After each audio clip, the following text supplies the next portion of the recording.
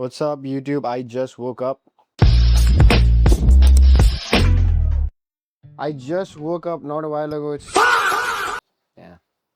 It's about 1 a.m., 1 p.m., bro. Optimal sleep schedule, right? But in this video, I was gonna talk about intra-workout and who should be taking intra-workout, why you should be taking intra-workout, when should you be taking intra-workout, and how should you be taking intra-workout. Basically, all about intra-workouts. Now, I'm actually getting ready for the gym right now, so I thought I might as well make a video on this. The reason for having an intra-workout drink is not specifically for one mechanism which you've been taught by everyone, that is to reduce supraspinal CNS fatigue, but to also increase liver glycogen levels. Now, how do you go about increasing liver glycogen stores? Well, there's one specific thing. Do you guys see what this is in my hand? This is honey. This is probably not like a good honey. I'm not sure like how the Indian system is like currently, but you need to have some amount of fructose in your intra-workout. So in Instagram, you must have heard me talk about this one particular thing, that something's called supraspinal CNS fatigue. Now that is only one particular reason why we need an intra-workout drink. Yeah, so that we can reduce supraspinal CNS fatigue and we can make sure our training performance is being met. Now the second particular reason here is to actually increase liver glycogen levels. Now, the reason I'm saying we need to increase liver glycogen levels is because liver glycogen levels also help maintain blood glucose levels. If liver glycogen levels are helping you do that, why not have an intra-workout drink? The other factor is it reduces post-workout fatigue.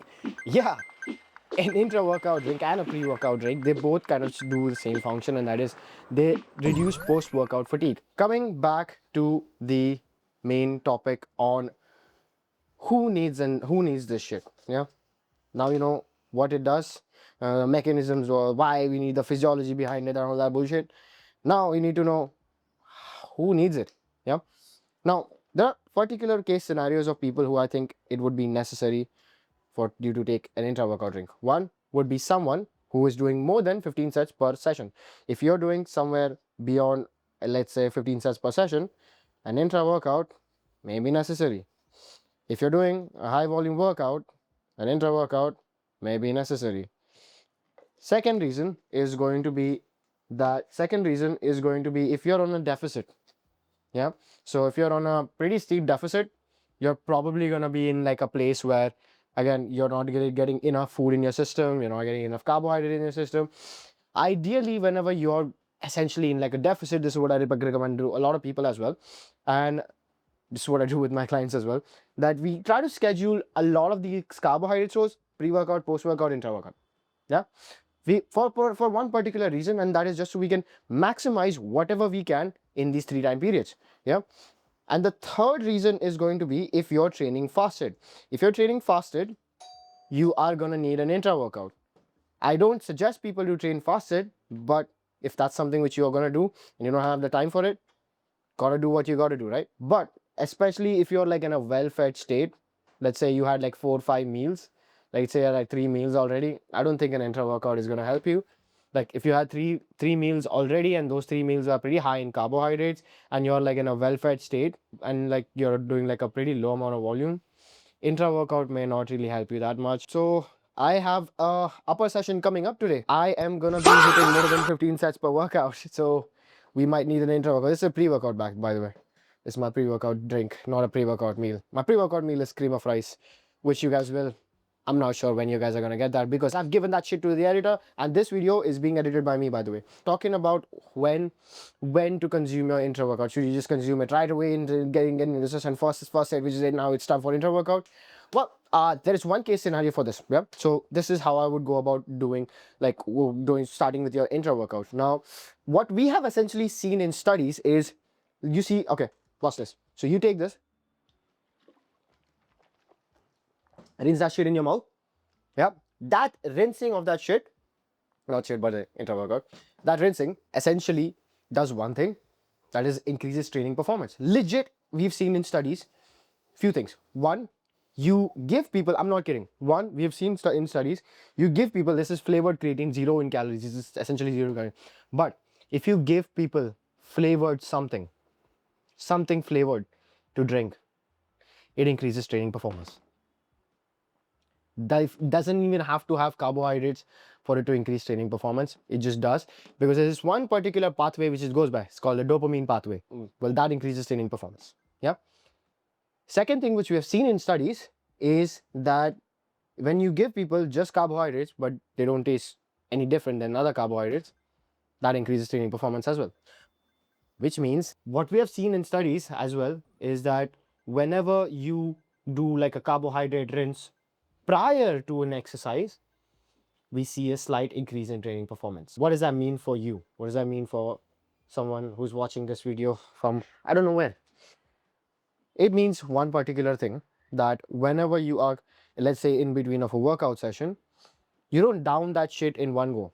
This is one thing which I said in my videos before, but I'm going to take it back and I'm going to tell you guys one thing after reading the studies, that you don't down that shit in one go. Down that shit in one go is going to give you this spike. Instead of, that's not what we want.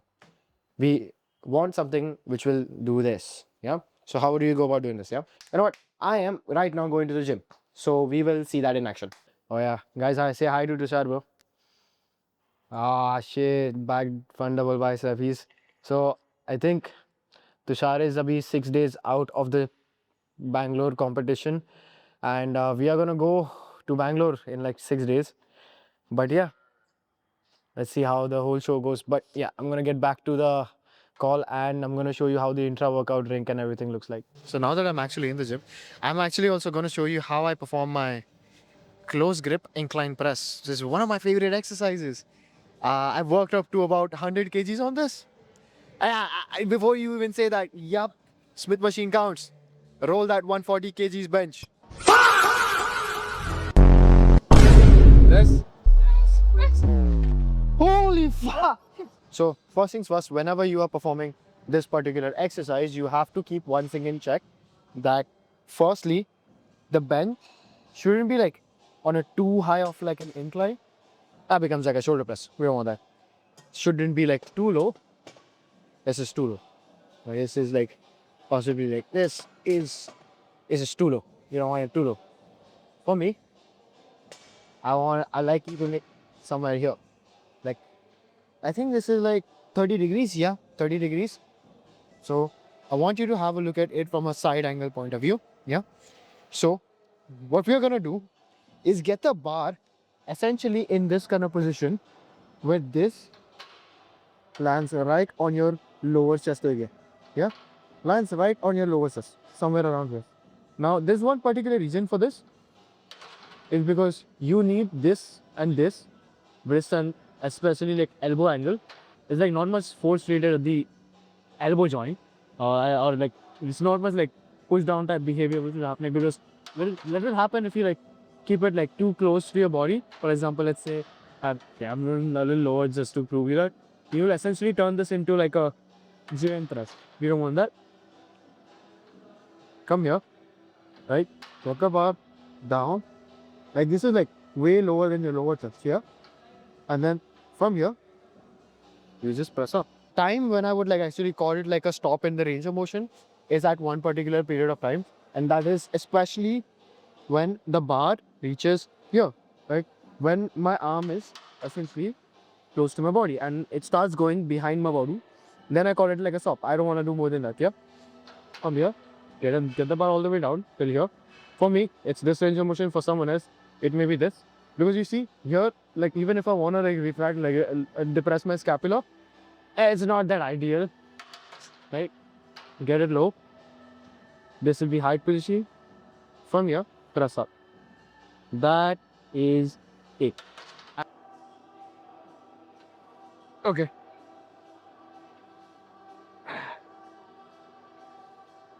Oh. Ah. Ah.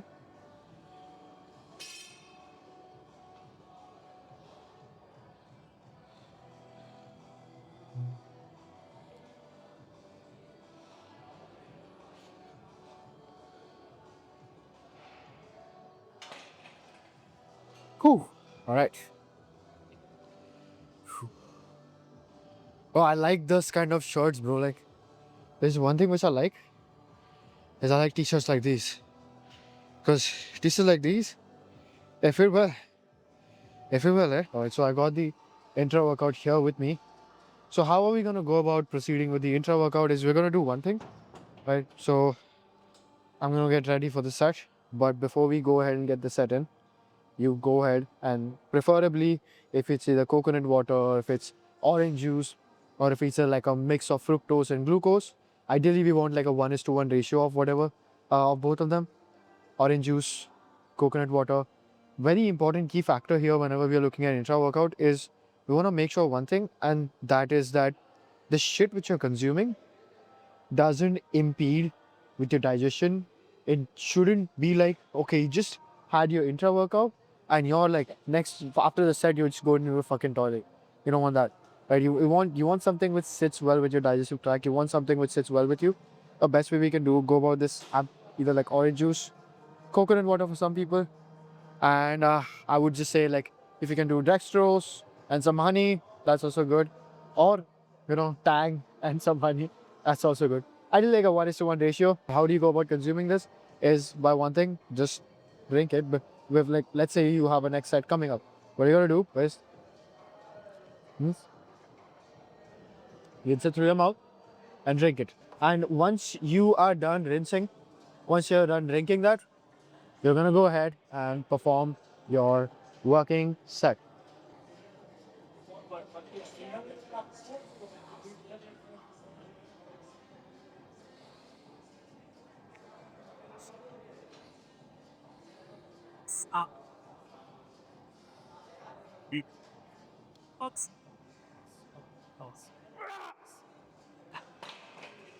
Oh, that was 1 hour. So what you don't want to do is you don't want to consume the entirety of the thing in just one go and just like sit. What you want to do is sip it through your entire workout. You need that quick hits. You need that quick hits throughout the entire workout so that we can make sure we are performing it properly, right? Before a set, rinse it through your mouth, drink it completely. Make sure it's sweet. Make sure it tastes good. Make sure you enjoy tasting drinking that. And yeah, that's about it. That's how you go about with intra workout. I have one more video coming up for pre-workout and how you can go about with pre-workout. If my editor goes ahead and sends me that fucking video of cream of rice, I will do it, or either I just have to take it in my own dirty ass hands and I'd upload it on Instagram, upload it on YouTube. Yeah, if you guys have any other questions, any other queries, drop it down in the comments. Again, yeah, coaching link is in description, Instagram is in description. Everything necessary is in the description. Please like, share, follow, and all that bullshit. You guys want to grow to or the algorithm. If you can comment down below, that would be great. Yeah. Anyways, I'll see you in the next YouTube video. Bye bye.